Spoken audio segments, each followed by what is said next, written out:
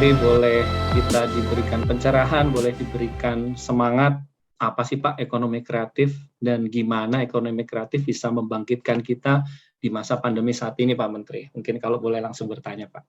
Gih, matur nuwun sangat untuk Pak Mas Menteri. Wida dan Mbak Alin. Seru banget tadi ngapakin games. Dan ya di tengah-tengah pandemi dan tantangan ekonomi ini, games seperti ngapakin games itu meningkatkan imun kita. Dan saya di sini juga ada orang Cilacap nih. Ada Pak. Tadinya mau ikut nih. Mbak Cici namanya. Nah ini asli ngapak. Coba dengerin suaranya nih. Coba suaranya nih. Bahasa ngapak udah benar-benar ngapak nggak belum nih? Jajal deleng. Mbak Cici. Kan beberapa kata dalam bahasa ngapak, Mbak Cici. Aku wis kepengen aku sudah ingin pulang ke Cilacap Pak. Itu coba aku sudah ingin pulang ke Cilacap. Oh dia sih mau pulang melulu. Ini sebentar. Nih bahasanya nih.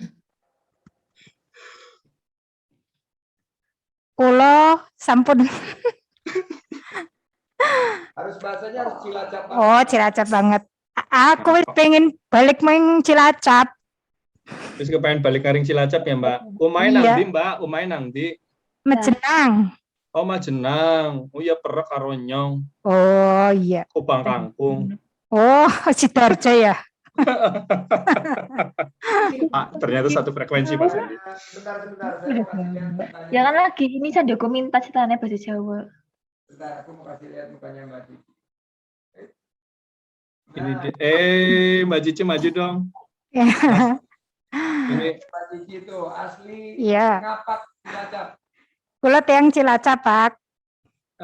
Halo Mbak Cici, apa kabar? Halo, Pak. Salam kenal, aku Wida Mbak. Nanti suatu saat kita ketemuan ya. Saya kebetulan di Bogor Mbak. Mbak Alin di Jakarta. Nanti kalau Cilacap ngumpul aku undang ya. Insya Allah Pak. Amin. Moga-moga pandemi sehat-sehat ya. Sehat-sehat Mbak Cici. Bu. Oke. Kok Bu sih aku masih muda loh. Satu lagi. Ngapakin ini ada asistennya nih. Tapi susah itu yang Ya akan sehat kepada penjaga rumah. Teyeng Pak. Teyeng itu kan bisa ya? Bisa Pak. Teyeng itu bisa Pak. Bisa Pak.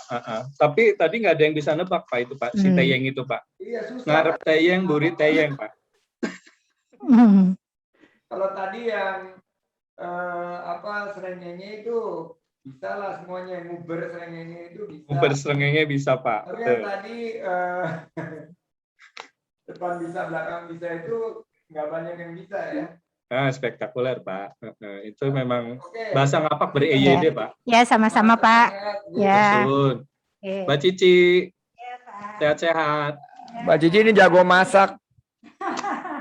Tadi barusan bikin ini, tapi dia juga selain daripada masak, tugasnya adalah tim hore untuk pantun yang akan aku baca nih ya. Oke, siap semuanya Mbak Cici? Faisal siap, Faisal. Oke, siap nggih? Siap. Nggih, pantunnya like this. Indonesia kaya akan potensi pariwisata. Selain itu, ekonomi kreatifnya juga istimewa. Bapak Ibu forum dari 98, 97, 99. Terus kolaborasi agar masyarakat semakin sejahtera. Nampi woso, nggih. Lanjut satu lagi. Ayo ini terakhir nih. Ini bahasanya nggak tahu bener apa enggak nih. Telung jam aku ngenteni nang pantai Teluk Penyu. Ayo bareng-bareng benahi. Pariwisata lan ekonomi kreatif ben terus maju. 3 jam saya menanti di pantai Teluk Penyu. Ayo bersama-sama kita benahi.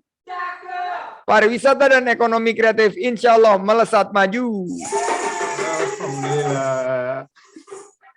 Nah, kalau kalian punya ngapak games, aku punya pantun games. Jadi, ya terima kasih teman-teman. Nanti ada Pak Happy dan Mas Pak Abdullah, Pak. Wari yang hebat-hebat. Nanti saya yang enteng-enteng aja. Jadi intinya ekonomi kreatif ini 17 subsektor.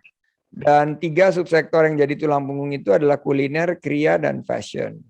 Jadi waktu pariwisata ini menurun, kuliner, kriya, dan fashion terutama yang terdigitalisasi itu bisa lebih kuat untuk bertahan. Dan angka-angkanya juga cukup fantastis bahwa 20 juta masyarakat Indonesia menggantungkan hidupnya di ekonomi kreatif.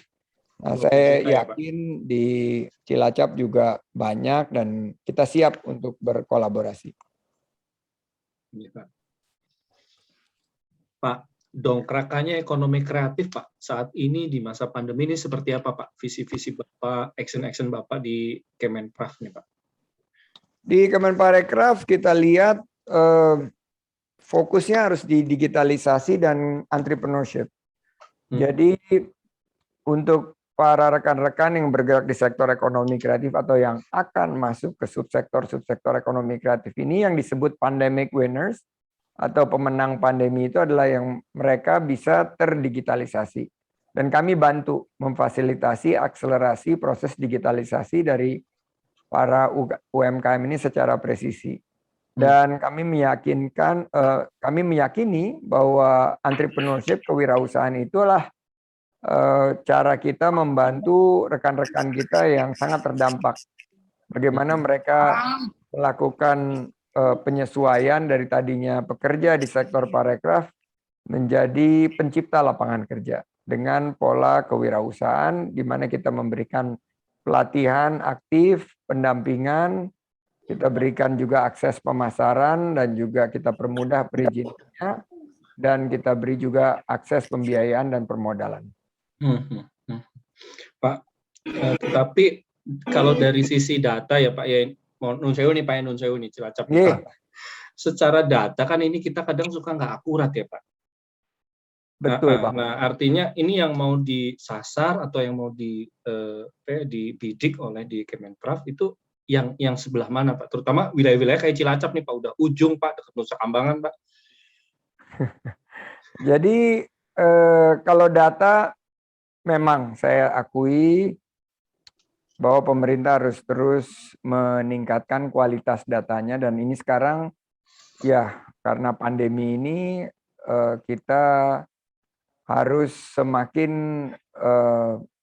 meningkatkan kualitas data kita baik dari segi data kependudukan, data kesehatan maupun data yang berkaitan dengan dunia usaha. Kami di Kemenparekraf sendiri memiliki data yang terintegrasi yang kita lakukan koordinasi dengan dinas-dinas di kabupaten, kota, dan provinsi. Dan kita memiliki data by name, by address, hampir 34 juta pelaku pariwisata dan ekonomi kreatif. Tentu ini harus terus disisir, harus terus dimutakhirkan, dan terakhir memang kalau Cilacap ya, saya lihat karena Cilacap itu ada di perbatasan Jawa Tengah dan Jawa Barat. Jawa Barat, Pak, betul. Dan saya berulang kali ke sana ya, saya mendarat mungkin udah 3-4 kali. Di Temburgulung ya Pak? Iya, saya ke tempatnya Mas Reza. Saya juga sempat berkegiatan di beberapa kecamatan di Cilacap ini. Memang akhirnya salah satu yang menjadi potensi adalah tentunya garis pantainya dan juga potensi produk-produk ekonomi kreatifnya.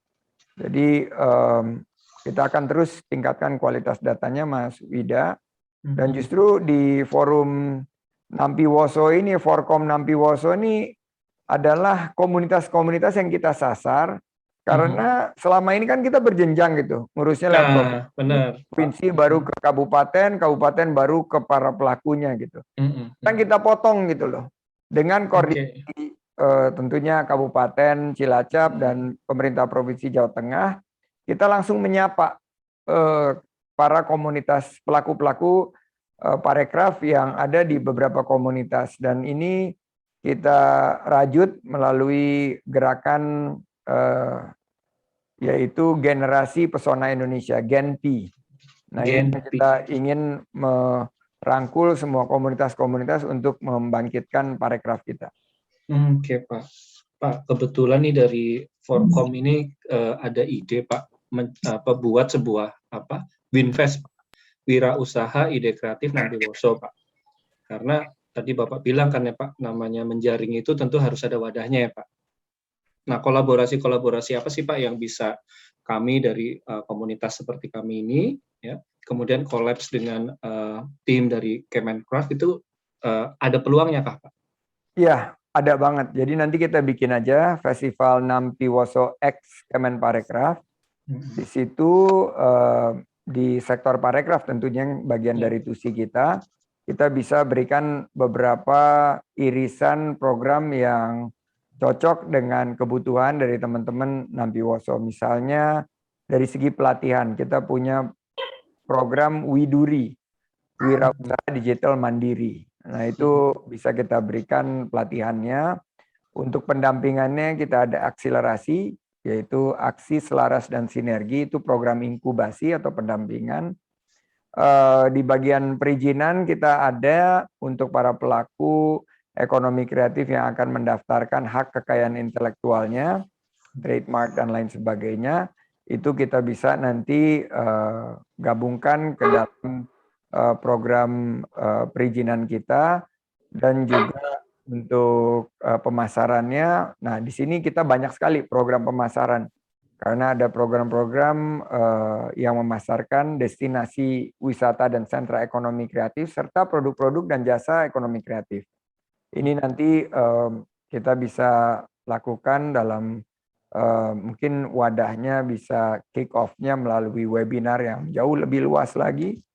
Jadi bukan hanya angkatan 96, 97, 98, 99, tapi mungkin seluruh angkatan kita buka. Seluruh angkatan, Pak. Betul, Pak. Mungkin kita bisa punya Zoom yang menampung sampai 5.000 Pak. peserta, dan kita bisa berikan pelatihan secara pelatihan awal maupun pendalamannya nanti. Nah, terakhir untuk pembiayaan dan akses permodalan, nanti kita juga bisa menggandeng teman-teman MES, Masyarakat Ekonomi Syariah, dan juga Bank Infak yang dikembangkan oleh Mas Reza yang memberikan akses permodalan bagi para pelaku usaha mikro dan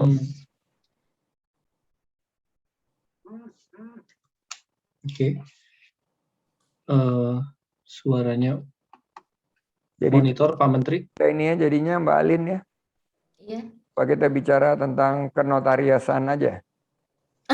Mbak Alin, dilanjut Mbak Alin. Iya, gimana Pak Menteri, kenotariatan? Mbak Alin Ya, juga salah punya. satu yang untuk kenotariatan ya menurut saya adalah bagaimana kita mendemokratisasi perizinan bagi usaha mikro.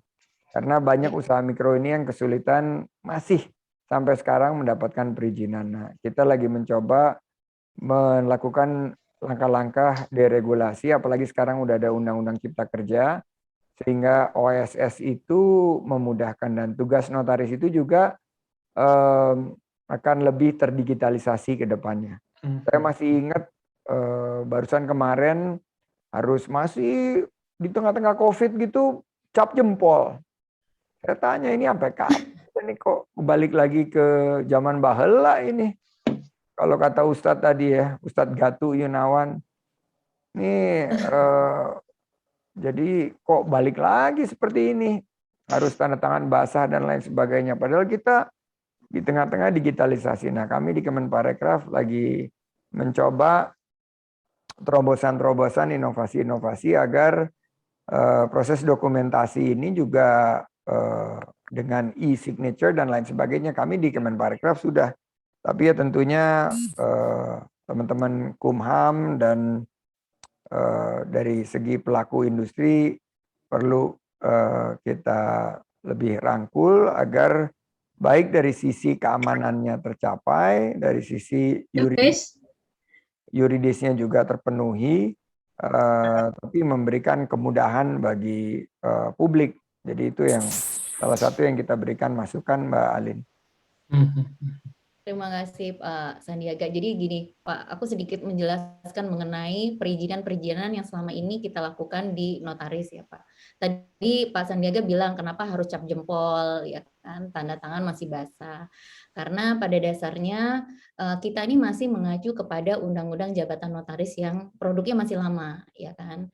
Jadi memang prosedur untuk cap jempol itu sendiri adalah untuk mengklaim bahwa di suatu saat ketika si nasabahnya atau si klien itu melakukan akad tanda tangan itu di suatu saat itu misalkan dia ada wan prestasi atau gugatan di kemudian hari itu sebagai tanda bukti bahwa dia melakukan tanda tangan di depan notaris. Nah, kenapa tanda tangan basah? Tanda tangan basah memang saat ini memang di undang-undangnya itu adalah salah satu bukti otentik dari siapa aja yang berhadapan dengan pejabat. Nah, ini sempat dibahas tuh Pak Sandi mengenai e-materai, terus juga e-signature itu yang tanda tangan yang kayak di luar negeri kan udah pakai tanda tangan cap segala macam. Nah, di sini tuh memang belum bisa. Nah, memang sekarang dari ini sendiri dari Ikatan Notaris Indonesia lagi menggodok supaya kegiatan-kegiatan yang berkaitan dengan legalisasi hukum di tempat kita ini supaya lebih praktis. Nah, tapi kita harus melihat nih, Pak Sandi, semakin kita banyak praktisnya, semakin pinter nih orang Indonesia kadang-kadang nipu-nipu. Ini pengalaman pribadi sih di prakteknya ya. Jadi banyak juga kalau dikasih cap nih, dicap misalkan kita tanda tangannya yang cap itu modern. Nah, itu kan banyak juga orang yang memalsukan. Orang yang tanda tangan aja palsu seperti banyak case deh di saya yang datang tuh bisa mukanya sama, KTP-nya juga bisa dipalsuin, kakaknya juga bisa dipalsuin, sampai akta nikahnya bisa dipalsuin. Jadi sampai sekarang masih belum bisa dilakukan model digital, itu memang dari undang-undangnya sendiri yang memang harus lebih direvisi kalau menurut saya ya Pak Sandi. Gitu. Yeah. Pak Sandi, ini kalau ada pertanyaan dari teman-teman siswa, ini kan waktu Pak Sandi juga sempit, kita boleh buka luang waktu Pak buat siswa kita bertanya langsung ke Pak Menteri? Silakan, aku masih ada 20 menit sampai jam 8. Alhamdulillah, ya Pak.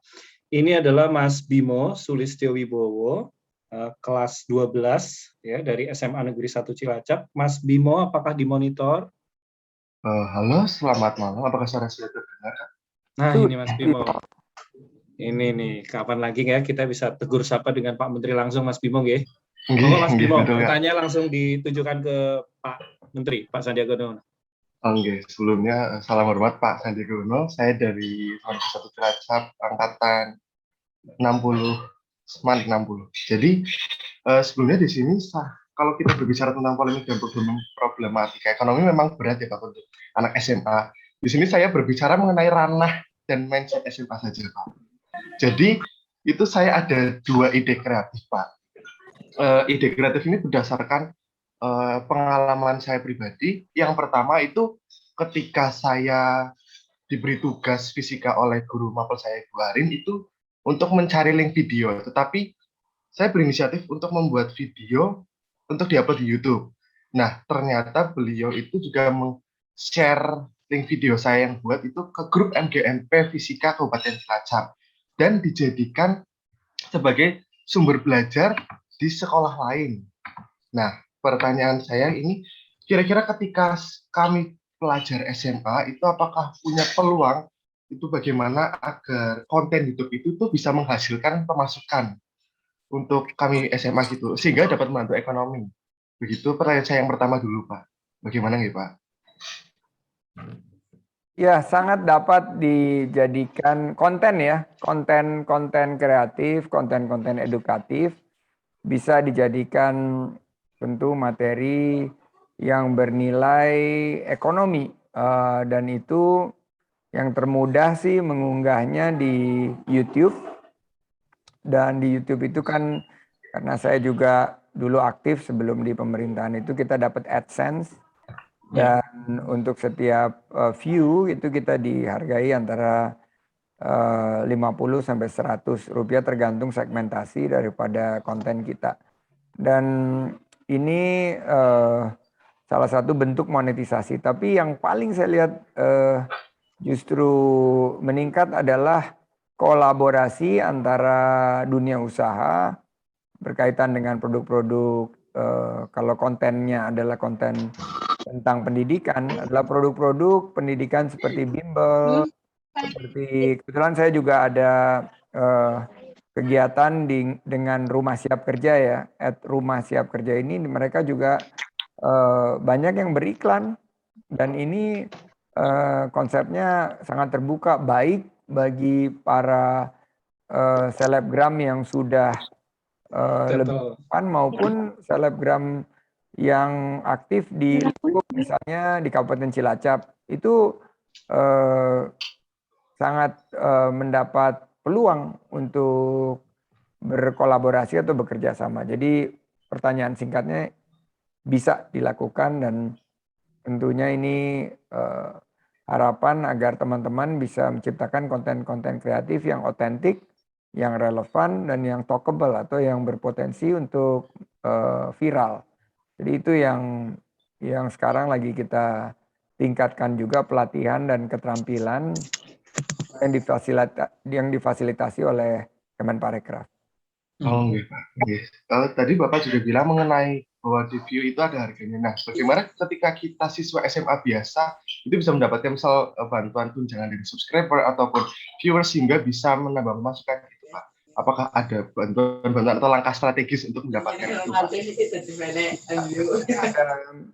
Ada pelatihan-pelatihan yang kami lakukan, dan itu kadang-kadang juga berkolaborasi misalnya sama YouTube, sama Instagram. Terakhir kita punya kerjasama sama TikTok. Nah ini ya sangat terbuka peluangnya, apalagi kalau kontennya itu spesifik dan bisa memiliki nilai tambah. Jadi sangat terbuka peluangnya, Mas Bimo. Oh, siap, Pak. Oke, siap. Terima kasih banyak atas responnya, Pak. Lalu untuk pertanyaan kedua saya, ide kreatif kedua saya itu, waktu itu saya sempat mengikuti lomba karya ilmiah populer kreatif itu. Di situ saya mengajukan bahwa di Cilacap itu saya ingin ada suatu wadah atau lingkar positif pemuda Cilacap yang isinya pemuda-pemuda Cilacap. Di situ disebut dengan Dages Milenial. Nah, Dages ini itu singkatan dari dapur generasi karena diambil sebagai ciri khas Cilacap itu dengan mendoan atau Dages. Jadi saya ambil Dages Milenial. Nah, wadah ini tuh bisa sebagai pengembangan misal, karena zaman sekarang itu suka kuliner, bisa kemudian ada sarana informasi yang menunjang pengetahuan bisa, dan bisa juga menunjang menghasilkan adanya perputaran ekonomi. Nah, kira-kira itu karena di masa sekarang juga itu, bagaimana cara ide kreatif itu dapat direalisasikan gitu, Pak? Tadi suaranya ada yang bocor, Mas Bimo. Pertanyaannya bisa diulang nggak? Mohon maaf. Bagaimana caranya agar ide kreatif tersebut itu dapat direalisasikan, Pak? Baik, ide kreatif itu bisa direalisasikan tentunya jika dieksekusi. Dan bagi kita, sekarang semuanya ada di gadget kita. Jadi ide-ide kreatif kita... Bu, biar saya aja, Bu. Ide-ide kreatif kita tentunya dengan perencanaan yang baik, dengan setting yang baik, dengan tentunya network atau jejaring silaturahim yang baik, itu ide-ide kreatif itu bisa langsung diwujudkan, direalisasikan. Nah, kami memang di Kemenparekraf salah satu subsektor yang sangat meningkat pesat di tengah-tengah pandemi dan tantangan ekonomi ini adalah justru subsektor aplikasi. Nah, ide-ide kreatif itu kalau bisa dituangkan dalam bentuk subsektor aplikasi itu sangat meningkat dan peluangnya sangat terbuka luas. Yang kedua yang berkembang pesat juga di tengah pandemi ini adalah sektor pengembangan permainan atau games.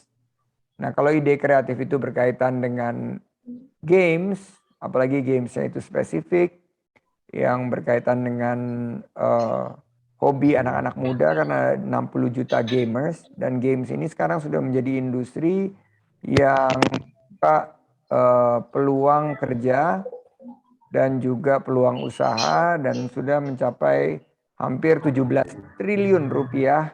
Dari segi skala industrinya ini juga merupakan peluang agar ide kreatif tadi bisa direalisasikan.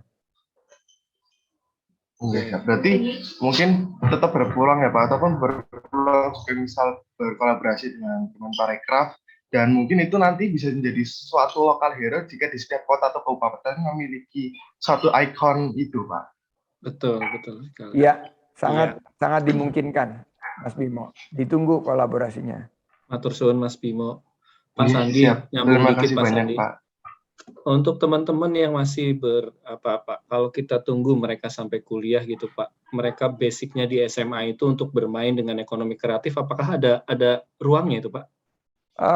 Justru untuk teman-teman SMA sekarang, karena kan demografi kita demografi gen milenial dan gen Z itu sebagian adalah para siswa-siswa yang ada di kelas 11 sama kelas 12. Jadi kalau dilihat kan generasi milenial itu putusnya di 2000 antara tahun 94 sampai tahun 2004, dan setelah itu masuk ke generasi Z. Nah, kalau saya lihat teman-teman yang lahir di tahun 2004 sampai 2008 ini punya peluang untuk menjadi wirausahanya semakin terbuka karena ada digitalisasi itu. Jadi saya melihat bahwa tugas kita di pemerintah sekarang adalah membuka peluang fasilitasi sebesar-besarnya dan seluas-luasnya.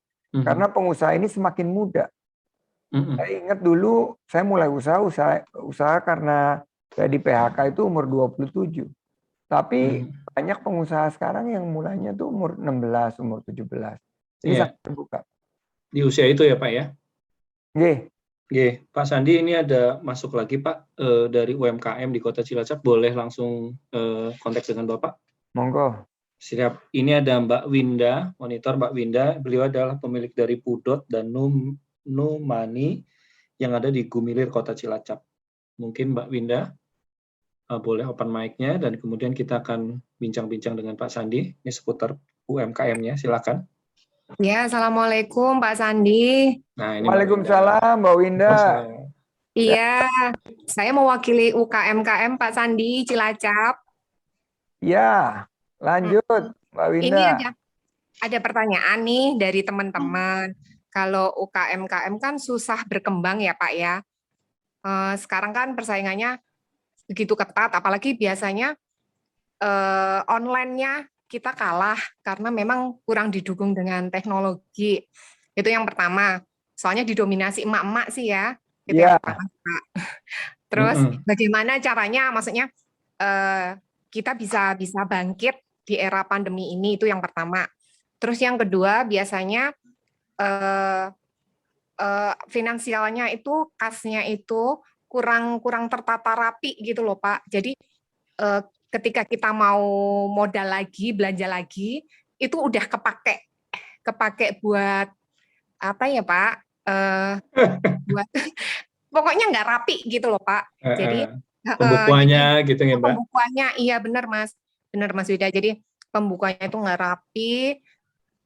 Kita perlu apa ya, pembelajaran lagi sih Pak di sana. Jadi gimana caranya untuk para UKMKM yang notabene masih didominasi emak-emak ini bisa maju dan bersaing dengan usaha yang udah global gitu aja sih. Itu Pak Sandi. Digitalisasi ya Pak. Oke, iya. Matur suwun Mbak. Iya, sama-sama. Mewakili suara banyak UMKM di Cilacap ya Pak. Iya. Gimana saya mau digital ini? Saya emak-emak nih ya. Iya, emak-emak itu kan kadang masih gaptek ya gitu loh. Jadi. Tapi ingat loh, emak-emak itu pendukung Pak Sandi dari tahun-tahun kemarin ya Pak. Iya benar. Pak Sandi ya. Iya, termasuk saya Pak Sandi. Foto dulu dong kalau gitu dong. Foto dulu. Saya fotoin berdua ya. Bentar. Boleh. Nanti saya kirim. Sorry. Ini kapan lagi nih? Oke. Iya, siap. Nanti saya kirim ya. Iya, terima Pak kasih Mas Sandi. Wida. Iya, Terima Mas kasih Susun Pak Sandi. sami-sami. Ya, Mbak Winda ini mewakili emak-emak se-Indonesia yang mereka, saya kemarin bicara sama direktur utamanya PNM ya, Permodalan Nasional Madani yang punya program Mekar. Program Mekar ini fokus di kelompok ibu-ibu yang sekarang menjadi kekuatan ekonomi kita, dan yang saya sangat shock dan kaget bahwa di 1 tahun terakhir, mulai Juli 2020 sampai Juli 2021, program Mekar itu tadinya hanya 6 juta anggotanya, sekarang sudah menembus 10 juta. Jadi ternyata ini you will be surprised guys, bahwa perempuan-perempuan hebat, perempuan mandiri ini di tengah pandemi mereka bisa mencari peluang untuk bertahan. Nah, usahanya itu banyak fokus pada kebutuhan pokok, baik perdagangan maupun kuliner. Jadi selama masyarakat membutuhkan asupan makanan, ibu-ibu ini ternyata seperti Mbak Winda ini mampu untuk bertahan. Nah, yang menariknya bahwa hanya kurang dari 20% yang terdigitalisasi. Jadi itu tugas pemerintah. Kita harus memfasilitasi proses mereka menuju era digitalisasi. Karena ternyata begitu yang terdigitalisasi, emak-emak ini kemampuan untuk bertahannya lebih kuat 80%. Nah, ini yang saya semakin jatuh cinta nih sama emak-emak, karena mereka bukan hanya jadi menteri keuangan di keluarga mereka masing-masing, tapi mereka juga menjadi boleh dibilang perdana menteri dari segi menghasilkan pendapatan bagi keluarganya. Dan tambahan pendapatan ini sangat-sangat dibutuhkan karena banyak dari suami-suaminya atau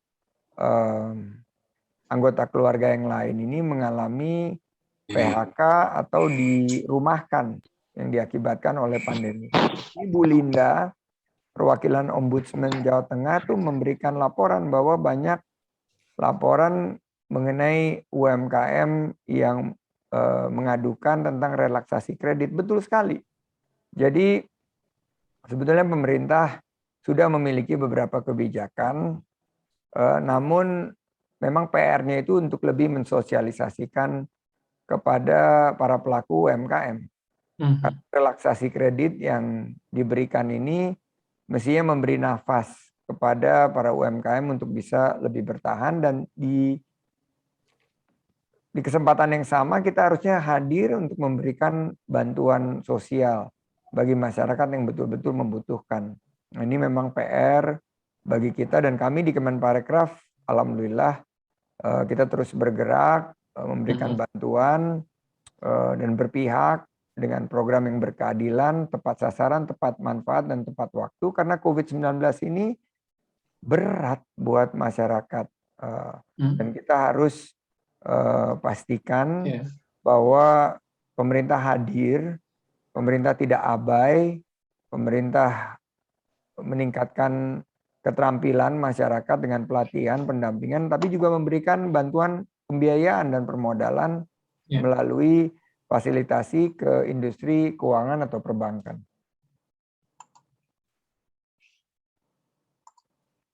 Ya, oke. Mbak Winda, itu tadi pertanyaan dari Pak Sandi. Tadi ada juga muncul Pak di chat Pak, tentang Bapak sempat share tentang platform OKOC.net gitu ya Pak. Terus satu lagi tadi ada, mungkin itu iseng Pak, tapi buat saya itu penting banget nih Pak. Pak, di Kementerian Pariwisata dan Ekonomi Kreatif, kenapa nggak bikin kayak Shopee-nya sih Pak, kayak Tokopedia-nya sih Pak. Jadi ini emak-emak nih Pak, aduh aku bingung nih jualan lemper, jualan risoles gitu, risol ya Pak. Masukin situ Pak. Nah gimana nih Pak? Sudah, kami ada Ada ya program Pak? Gerakan Nasional Bangga Buatan Indonesia. Mhm. Kita memfasilitasi. Jadi kalau ada mama ingin terdigitalisasi, kita fasilitasi untuk onboarding. Nah, program Gernas Bangga Buatan Indonesia ini Mhm. targetnya 30 juta UMKM ini akan onboard di program. Onboard ya Pak? Kebetulan ketua hariannya. Jadi tentunya kalau ada UMKM yang Oke. ikuti program Gerakan Nasional Bangga Buatan Indonesia, silahkan paling gampang sih ke Instagram @kemenparekraf.ri, daftarkan usahanya di sana, ada linknya, bisa diklik langsung ke beberapa program yang kita miliki. Dari situ kita akan bantu onboardingnya. Ada aspek pelatihan yang bisa mengonboard, karena gini, pandangan saya, buat apa bikin sesuatu yang sudah ada. Betul Pak. Kalau misalnya sudah ada Shopee, Tokopedia, kita kerjasama. Pastikan mereka berlaku adil kepada para pelaku UMKM. Sehingga para UMKM ini tidak dirugikan. Pemerintah harus memastikan bahwa perlakuan mereka, kemudahan ongkos kirim, kemudahan pembayaran, dan upgrading fasilitas fintech buat mereka itu juga disediakan. Nah, saya memonitor sendiri nih. Ada lebih dari 12 e-commerce yang ikut dalam Gerakan Nasional Bangga Buatan Indonesia. Selain Shopee, ada Tokopedia, ada Blibli, ada Bukalapak tentunya yang baru saja go public, dan ada beberapa e-commerce lainnya. Nah, ini kita pastikan agar memberikan keuntungan kepada para UMKM. Karena kalau kita membuat kayak sekelas Shopee itu, biaya yang harus dikeluarin itu lebih dari 20 triliun. Nah, daripada kita bikin, kan kita pemerintah.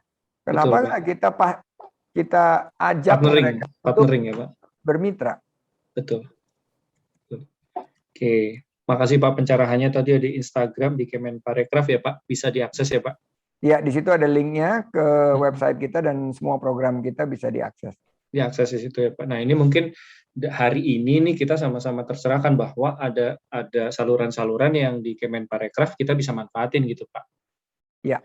Oke, Pak tadi Bapak sempat senggol tuh Pak, Festival Nampiwoso dan ex-Kemenparekraf Pak. Nah kalau ini kami ingin kemudian menjadi sebuah concern, kita sikapnya bagaimana nih Pak? Kalau program paling gampang ada Pak Reza. Pak Reza itu dia ketua MES yang pariwisata dan ekonomi kreatif. Wakilnya dia itu deputi saya. Jadi tinggal minta tolong salah satu anggota Forkom Nampiwoso, langsung aja digelar. Kita gagas mungkin akhir tahun supaya bisa web forumnya kita perluas, supaya dampaknya juga lebih bisa dirasakan. Nah, kebetulan ini udah jam 20.01, izin Mas Ida, Mbak Alin, dan semua rekan-rekan. Wow, jumlahnya udah 332. Saya pamit.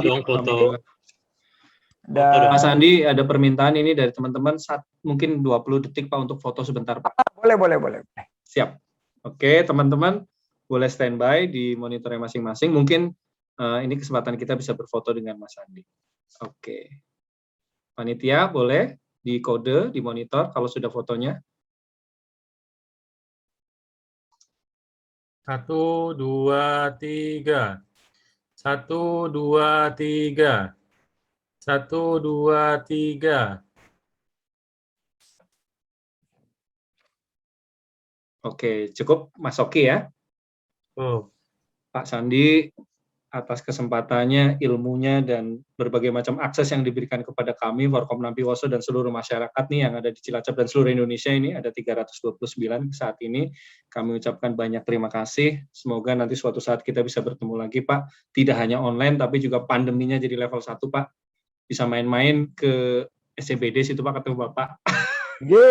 Sumit Mas dekat, dan Mbak Alin ditunggu nanti larinya bareng.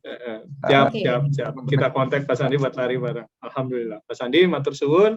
Matur suwun sangat. Ye. Terima kasih Pak Sandi. Pamit tuh, bye bye. Terima kasih, Mas Andi. Assalamualaikum warahmatullahi wabarakatuh.